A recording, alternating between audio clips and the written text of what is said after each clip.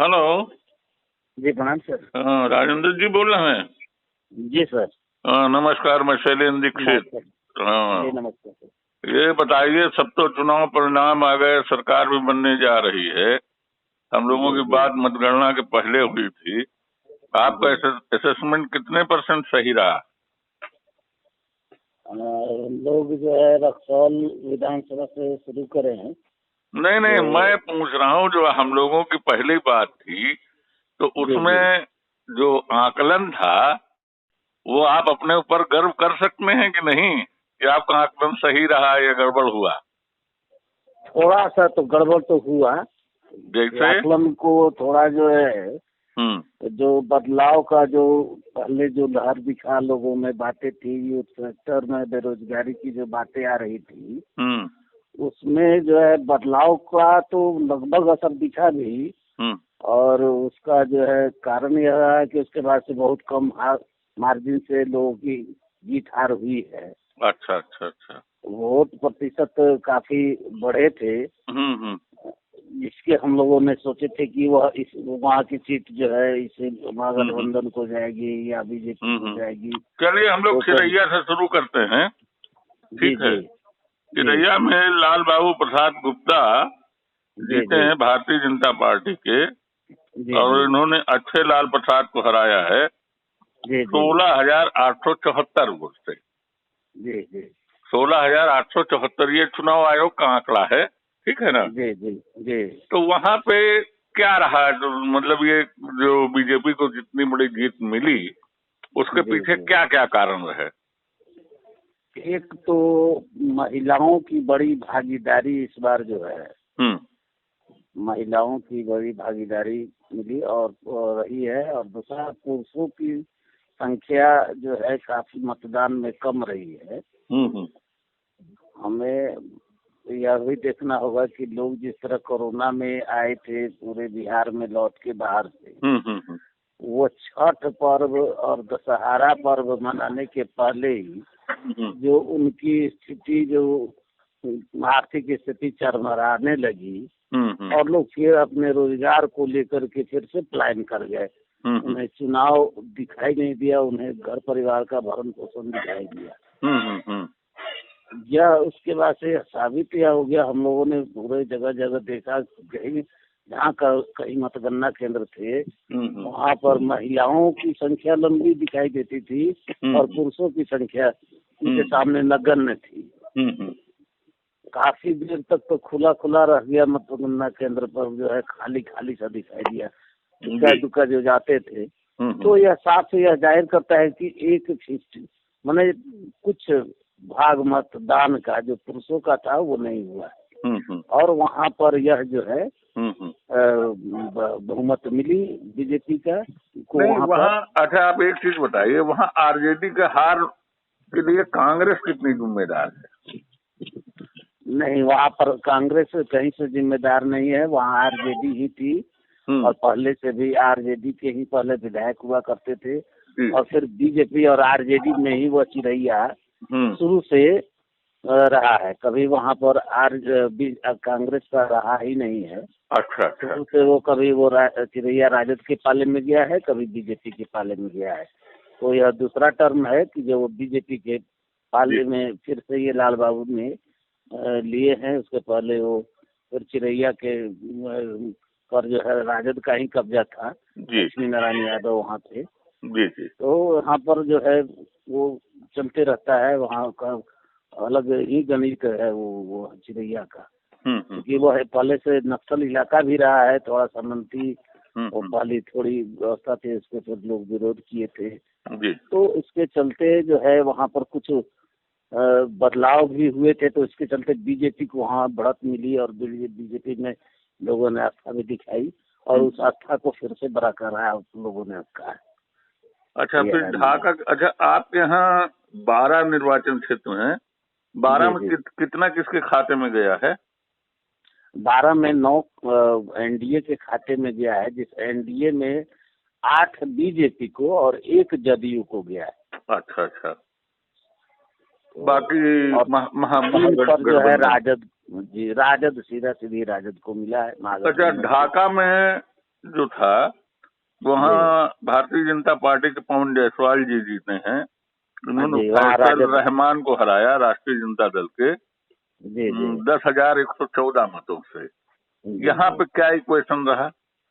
यहाँ पर तो यह ढाका बहुत ही दशकों से जो है यह बहुत ही महत्वपूर्ण केंद्र रहा है बिहार में राजनीति का। और खास करके MY मतलब मुस्लिम समीकरण और हिंदू संगठन, हिंदूवादी और मुस्लिम के ये जो है वहाँ पर ये की धुरी बनी रही है शुरू से। यहाँ पर हमेशा कई बार पहले तनाव के माहौल पैदा हुआ करते थे। RJD के पहले भी जब कांग्रेस की सरकारें हुआ करती थी, ये सब भी नहीं था, तब भी वहाँ पर हमेशा कुछ न कुछ बवाल हुआ करते थे। और हमेशा कभी जो है वहाँ पर पहले तो कांग्रेस की जीत होती थी, फिर राजद का जमाना आया तो राजद का ही गढ़ माना गया। फिर बाद में उस गढ़ को वहाँ पर अवनीश सिंह ने तोड़ा था और जय श्री राम के नारे से वहाँ पर ढाका में भाजपा ने अपना भगवा फहराया था बहुत पहले, लगभग 1.5-2 दशक पहले। और उसके बाद जो है वो फिर एक आध बार वो फिर चला गया राजद के पाले में और फिर कभी वो बीजेपी के पाले में। मतलब वहाँ पे जो जी सांप्रदायिक ध्रुवीकरण है वो सांप्रदायिक ध्रुवीकरण जो है वो काम करता है। ठीक है ना? जी मतलब आप यही मतलब इसका निकला। ठीक है। फिर तो वहाँ सांप्रदायिक धुरी वाला ही फैक्टर वहाँ पर काम किया है और इस बार बीजेपी को बहुत अच्छे वोट से वहाँ पर सफलता मिली है। फिर आपके यहाँ है तीसरा निर्वाचन क्षेत्र गोविंदगंज। जी गोविंदगंज में सुनील मणि तिवारी जी ने बीजेपी के हैं, इन्होंने ब्रजेश कुमार को हराया है, ये कांग्रेस के हैं 27,924 वोट से। तो ये तो बहुत बड़ी हार हुई है कांग्रेस की। जी ये कांग्रेस की हार हुई है, लेकिन कांग्रेस की यहाँ पर एक तरह से ऊपर की ओर बढ़ा है कांग्रेस। हम लोग पहले भी चर्चा यहाँ पर किए थे और उन लोगों ने बताया था कि यहाँ बीजेपी को ही सीट मिलेगी, ये जहाँ तक हम लोगों ने जताया था और वो जो है सही निकला। ये सीट तो उनकी थी ना, लोजपा की थी। और हम लोगों ने चर्चा भी की थी कि लोजपा को क्यों हारना पड़ेगा। तो मैं बताया भी था कि यहाँ पर चूंकि बीजेपी उनके विपरीत उतारा है और पहले बीजेपी NDA गठबंधन की ही ताकत से वहाँ पर लोजपा जीतती रही 2 बार। और उसके पहले जदयू के खाते में था वह सीट। मीना द्विवेदी वहाँ हुआ करती थी विधायक, बाद में वो लोजपा को सीट दे दिया गया। तो जदयू विधायक को टिकट नहीं मिला और वो बैठी रह गई। और कांग्रेस बीच बीच में कांग्रेस जो है और राजद जो है बीच बीच में अपना दाव लगाता रहा, लेकिन इस बार कांग्रेस ने भी बहुत बड़ी बढ़त ली है वहाँ। और बीजेपी तो जितना ही था उसे हम लोग पहले से यह आकलन कर बैठे थे यहाँ बीजेपी को ही जीतेंगे, क्योंकि वहाँ पर लोग बदलाव चाहते थे। बदलाव सरकार की नहीं चाहते थे, वहाँ प्रत्याशी की बदलाव चाहते थे।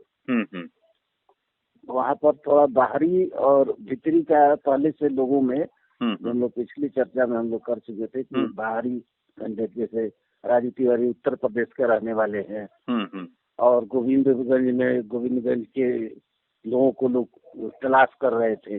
उन्हें एक बीजेपी ने मौका दिया कि एक अच्छे चेहरे को, जो अच्छे एक शालीन व्यक्ति हैं सुनील मणि तिवारी, जो कभी भी मतलब उथल पुथल की राजनीति नहीं की, समाज सेवा में शुरू से लगे रहे। भाजपा का जिलाध्यक्ष बनाया गया था। जनता ने आचरण देख के मतदान किया, ये हुआ। जी आइकन देख करके दिया और उनकी स्वच्छ छवि को भी लोगों ने हाथों हाथ उठाया। अच्छा, फिर हरसिद्धि सुरक्षित निर्वाचन क्षेत्र है, यहाँ कृष्णनंदन पासवान बीजेपी के जीते हैं। इन्होंने कुमार नागेंद्र बिहारी जदयू राजद के नागेंद्र कुमार बिहारी, इनको 15,685 वोटों से हराया है। 15,685। यहाँ भी बड़ी जीत हुई है। बड़ी जीत हुई है और यह भी सीट जो है जी हमेशा जो है लगभग 2 दशक से जी राजद और भाजपा के पाले में कभी आ रही है और जा रही है।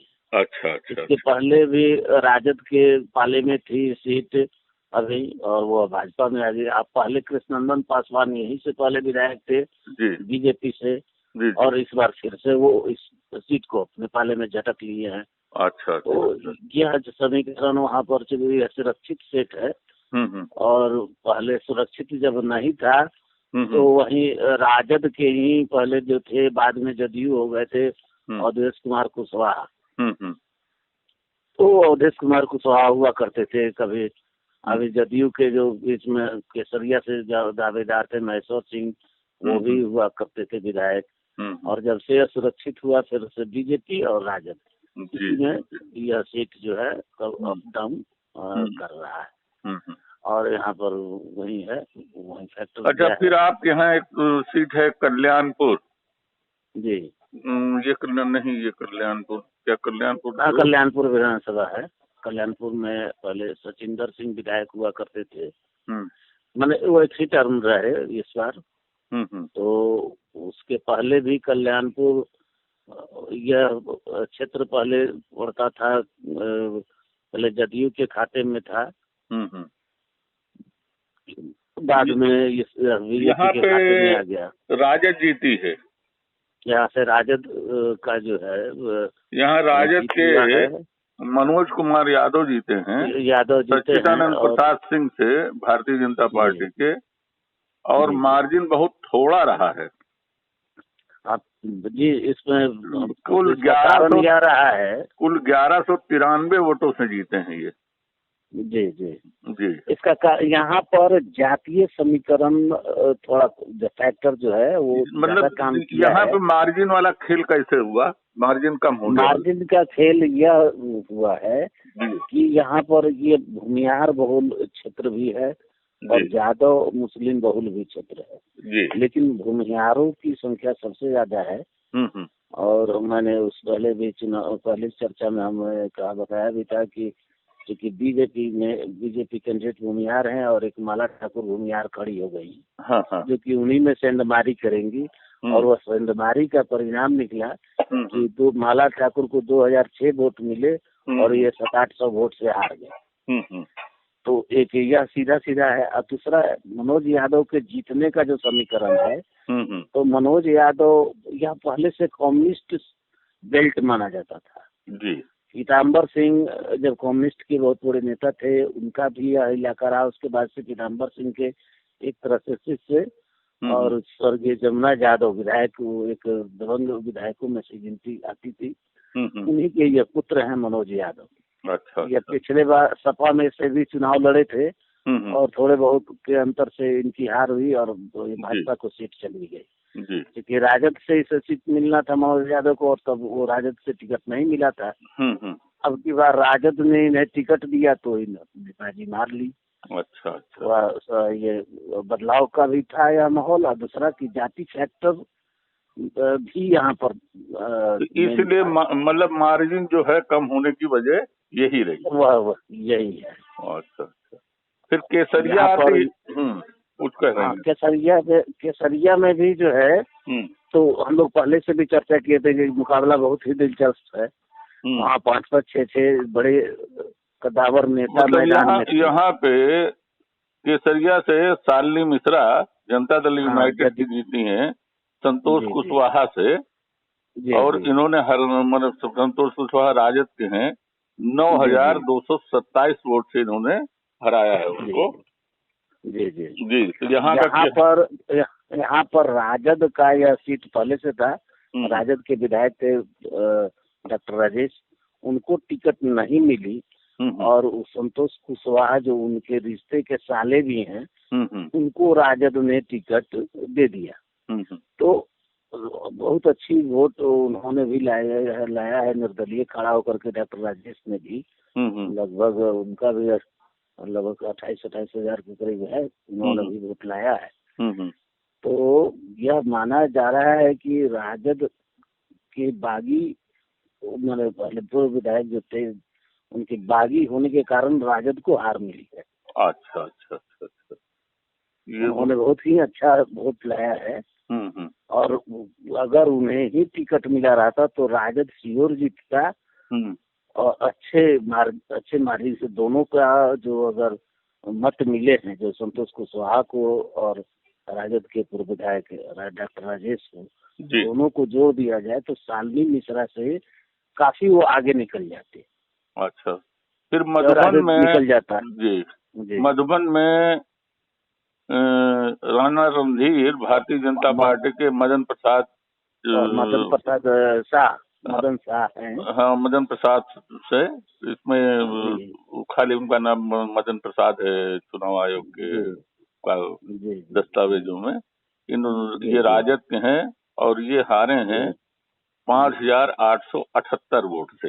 जी, वहाँ पर हम लोग भी चर्चा पहली बार ये थे कि वहाँ पर बीजेपी के जो एक बनिया जाति जो कही जाती है कि बीजेपी बनिया जाति का एक वोट बैंक है। और हम लोगों ने चर्चा भी किया था कि मदन शाह की उस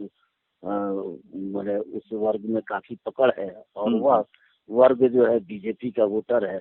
लेकिन उनकी पकड़ इतनी अच्छी थी कि इन्होंने अच्छी सेंधमारी की है। पहली बार कहने का आशय ये हुआ कि अगर ये उस जात से न होते तो बीजेपी की जीत और बड़ी होती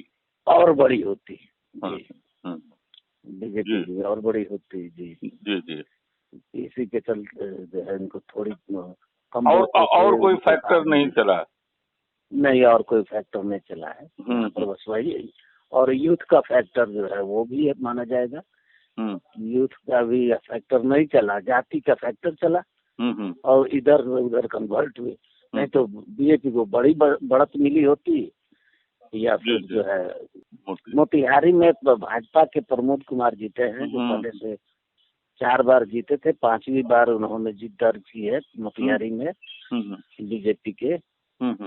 और यहाँ पर खूब अचानक 102 दिनों में ऐसा माहौल बदला कि जो यहाँ पर राजद की तरफ कुछ लोग जो दिखाई देने लगे थे। हम लोगों ने पहले भी चर्चा किया था कि भाजपा का गढ़ है मोतिहारी शहर, जिसमें जातिगत वोट ही इस पर ज्यादा काम करते हैं। यहाँ पर जैसे बनिया वर्ग ज्यादा है, यहाँ पर लाला जी वर्ग मतलब कायस्थ जाति का वोट ज्यादा है और कायस्थ जाति के वोट को यहाँ पर बीजेपी का वोट बैंक माना जाता है।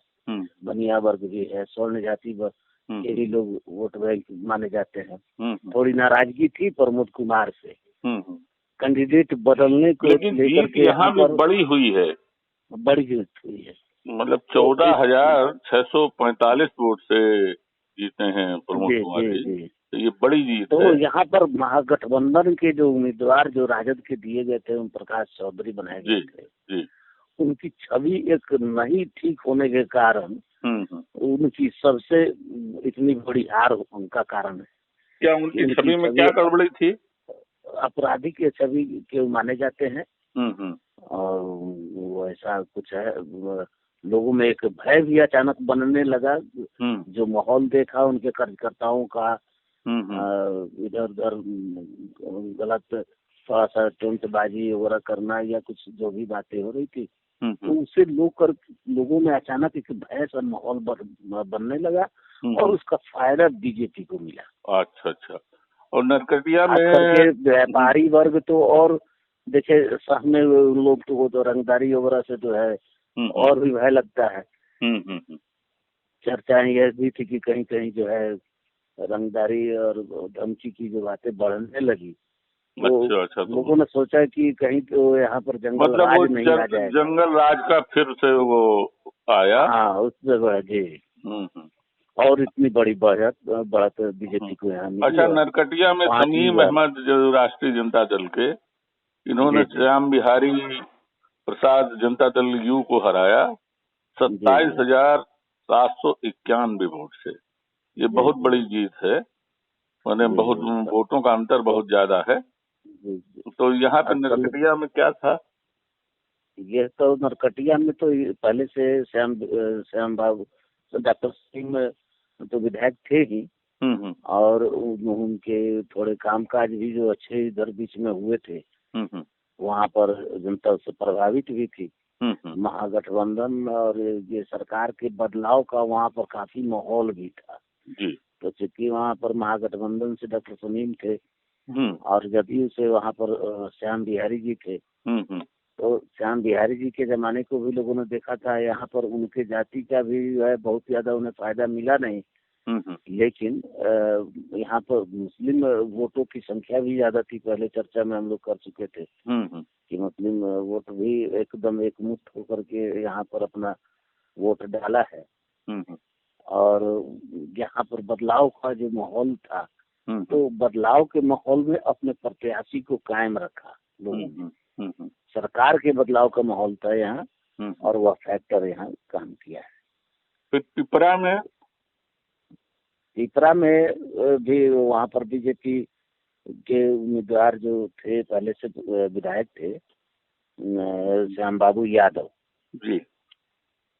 श्याम बाबू यादव जी ने राजमंगल प्रसाद को, ये कम्युनिस्ट पार्टी मार्क्सवादी के हैं, 8,171 वोटों से 77 वोटों से हराया है। जी।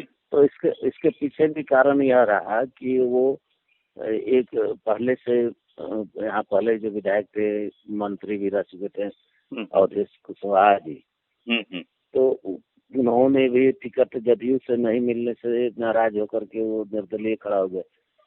तो निर्दलीय खड़ा हुए, लेकिन वो एनडीए के वोट को काट नहीं सके।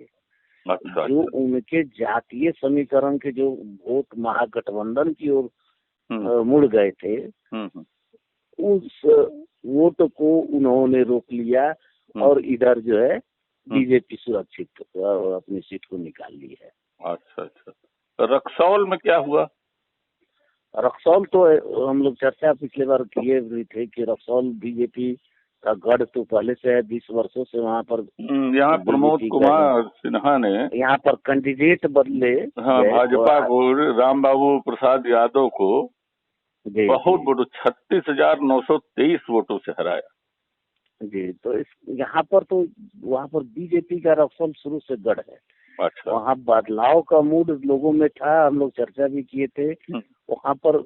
इसी के कारण बदलाव, मतलब कैंडिडेट का बदलाव, कि 20 वर्षों से एक ही कैंडिडेट है, लोगों की जो उम्मीद थी विकास की वो हो नहीं पा रही थी। तो भाजपा ने इस नब्ज को पकड़ा और वहाँ पर कैंडिडेट को बदल दिया। अच्छा। और कैंडिडेट को बदल दिया तो वहाँ पर प्रमोद कुमार सिन्हा जो कभी जदयू में हुआ करते थे, उनको जो है वो भाजपा में ला करके और उनको टिकट दे दिया। तो यह जो है फैक्टर, वो काम को पब्लिक का भी डिमांड पूरा कर दिया बीजेपी ने। और भाजपा का वो गढ़ भी है।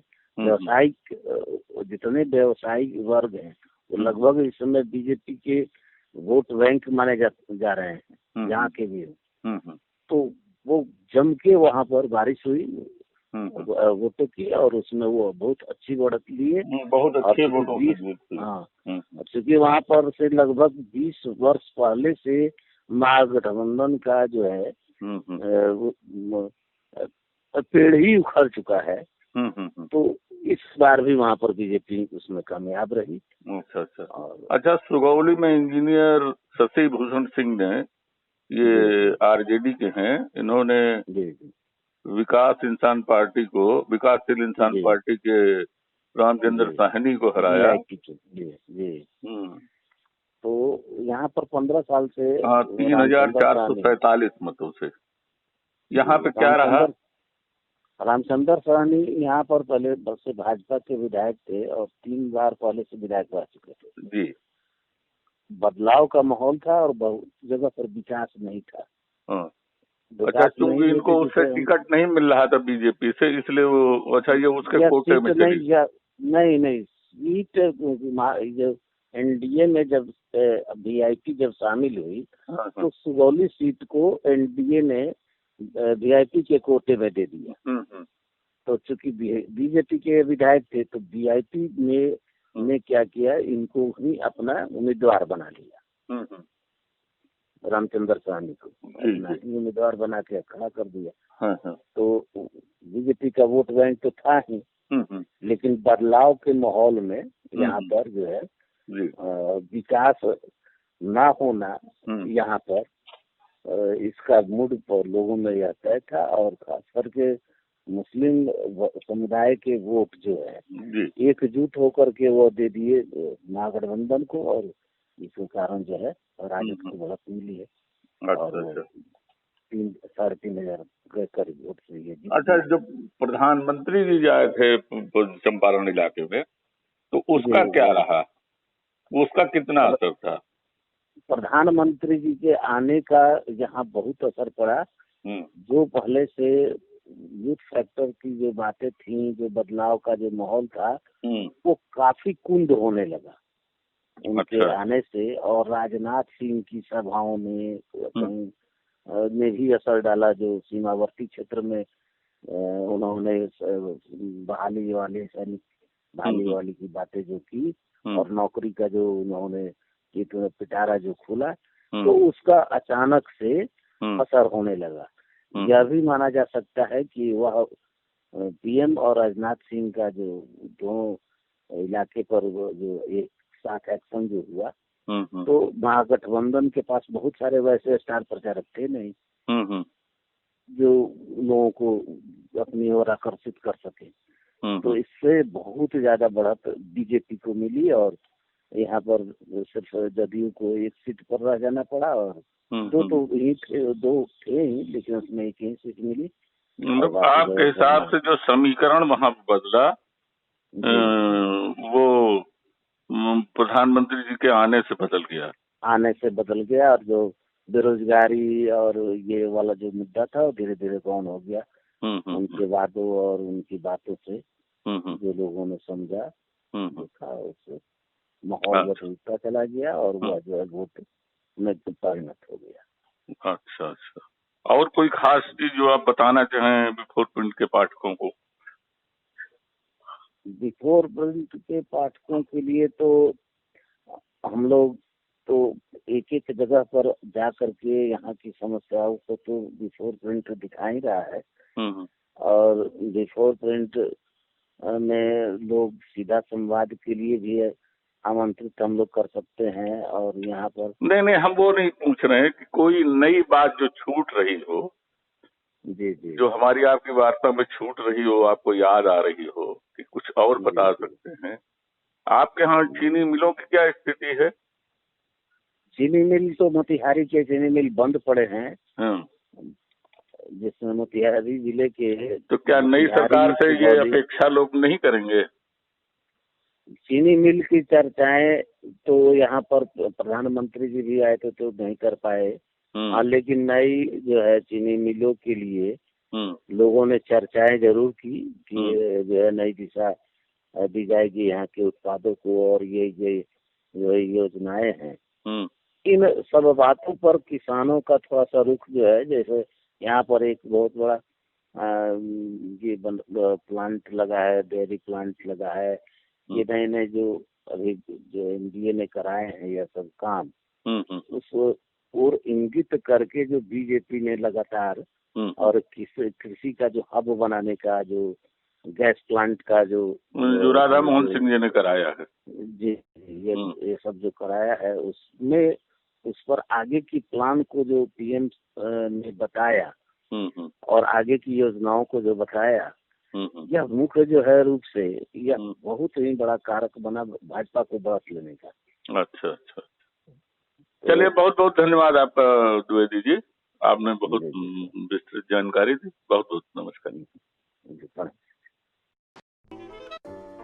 अगर आपको हमारा वीडियो पसंद आया हो तो इसे लाइक करें, सब्सक्राइब करें और साथ ही बेल आइकन दबाना ना भूलें।